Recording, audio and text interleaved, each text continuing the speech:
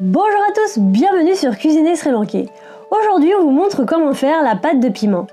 Pour réaliser cette recette, il nous faudra 50 g de flocons de piment, 25 g de petites crevettes, 20 g de sucre, 50 g d'oignons ou d'échalotes, une cuillère à soupe de soja, quelques feuilles de curry, une gousse d'ail, un morceau de gingembre, du sel, 60 g d'huile, un peu d'acidifotida et, ça c'est optionnel, mais 50 g de peau de crevettes broyées si vous en avez.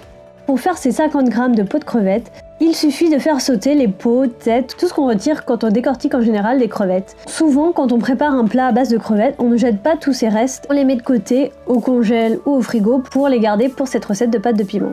Une fois toutes ces peaux de crevettes bien dorées, croustillants, on les met dans un blender et on les broie. Ça va nous donner quelque chose comme ça. Vous pouvez également utiliser ceci dans vos recettes pour remplacer les poissons séchés des Maldives par exemple et conserver ces peaux au frigo pendant plusieurs semaines. Ensuite, on émince très finement le gingembre. On fait pareil avec l'ail.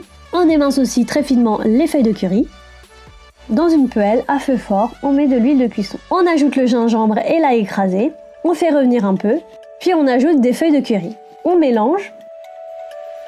On ajoute les oignons émincés. On fait suer un peu. Puis on ajoute le sel. On mélange.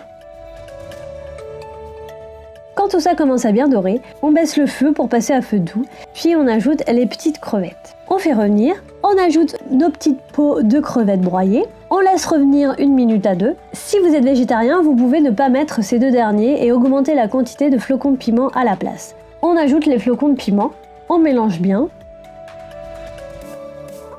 puis on ajoute le sucre. On mélange tout ça.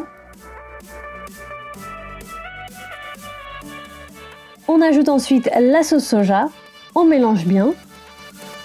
Ensuite, on ajoute une pincée d'acidifotida. On laisse revenir 1 minute environ et on éteint le feu et on laisse refroidir complètement. Pour conserver notre pâte de piment, on fait bouillir nos bocaux ainsi.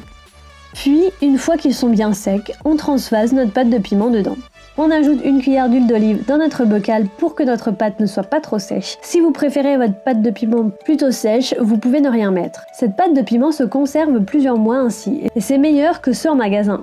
Et voilà, c'est prêt, il n'y a plus qu'à l'utiliser dans vos recettes. Retrouvez toute la liste des ingrédients dans la barre d'infos ci-dessous.